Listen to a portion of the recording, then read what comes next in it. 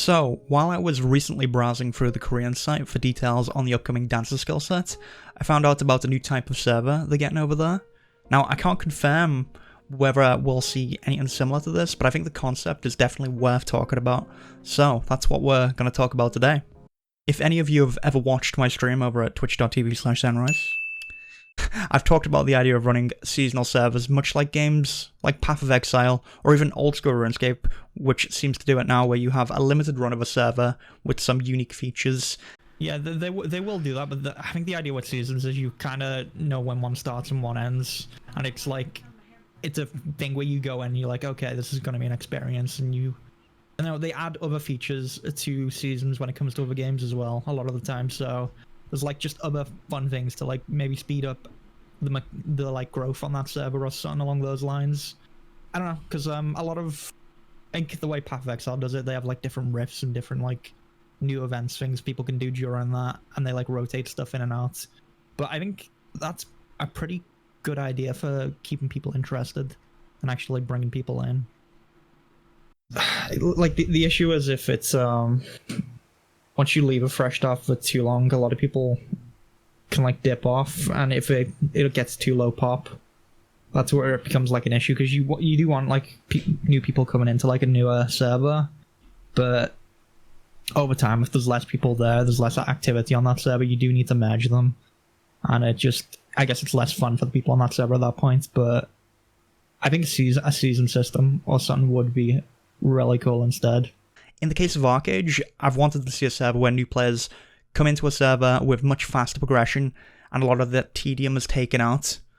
A lot of the systems to do this are already in the game and could easily be flipped on, such as the synthesis event, or even having a permanent rock and scroll event to give out progression items each day. Then when it comes time to reset the server, characters can be merged over to existing servers. Now, there could be some potential issues there, but I think it gives newer players a better initial experience. It makes playing different class types a lot more accessible, and people can enjoy the competitive rush of fresh starts without worrying about the server dying. Now, reading through this seasonal server in Korea, it seems they're putting some of these ideas to practice. Admittedly, a lot of this in the Korean version has you paying for certain benefits, so I don't know, maybe legacy players might see some of this come in if we do get these servers, but I definitely don't want to see any of that in Unchained. Anyway, let's go through, see what some of the translation says about the server. Their brief summary states that the server will operate for 5 months, allowing new and experienced players to play and experience rapid progression through benefits such as unlimited labor and super fast growth pass. And by super fast growth pass, they mean a modified version of the Arch Pass, which I think is a really neat idea, and I'm super curious to see how unlimited labor works.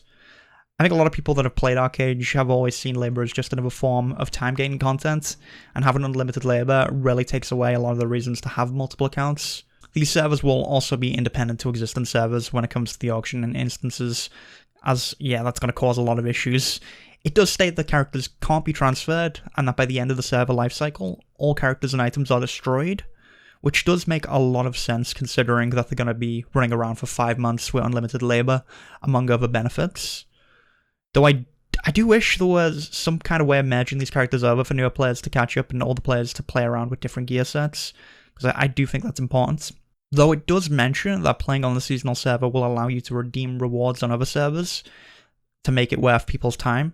And if I'm interpreting this part right, there is an exclusive Arch Pass on the seasonal server that upon completion gives you a coupon that can be redeemed by characters below level 55, which is a little strange. But this gives you the Nimir's Brilliant Blessing Box, which contains 4 Glorious Haram weapon crates at Legendary, 7 Glorious Haram armor crates at Legendary, 10 Synthesis Stones, 10 runes for the Akash Invasion upgrade system, I forgot the name of it, 10 rank 1 honor potions, 10 rank 1 vocation potions, and 20 Eternal Synthesis boxes. Now, if this is the case, I think this is probably the best solution to transferring people's progress over, again allowing newer players that initial experience, giving people the chance to experiment with gear sets, and giving people that just enjoy fresh starts everything they want.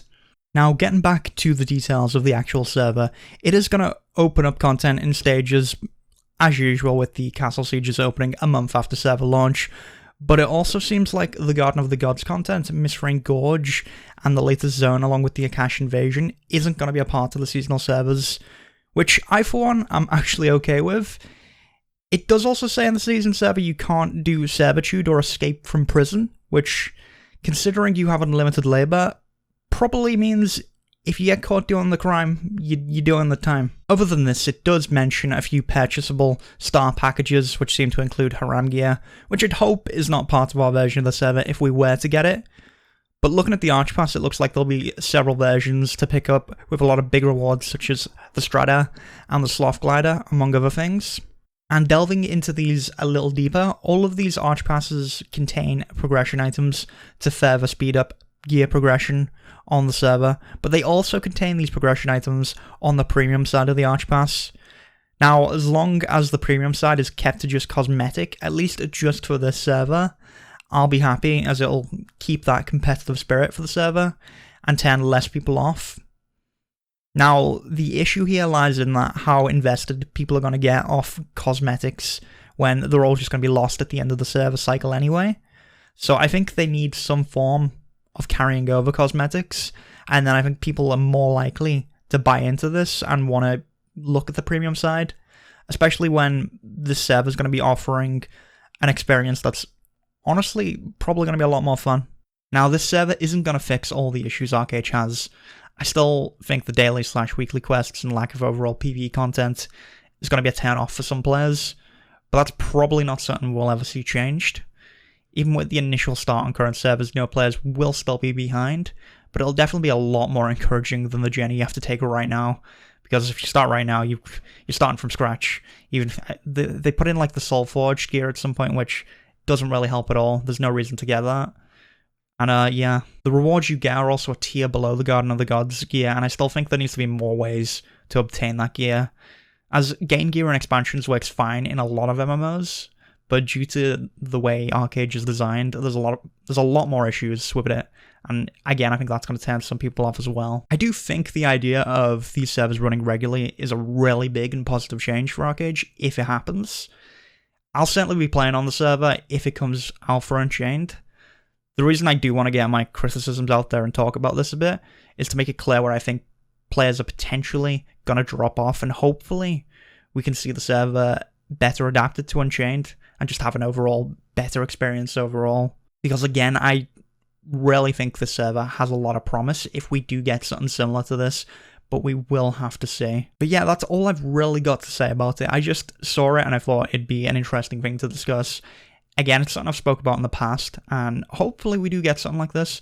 If it ever does come out, it's probably gonna come out around the same time as the Dancer Skillset.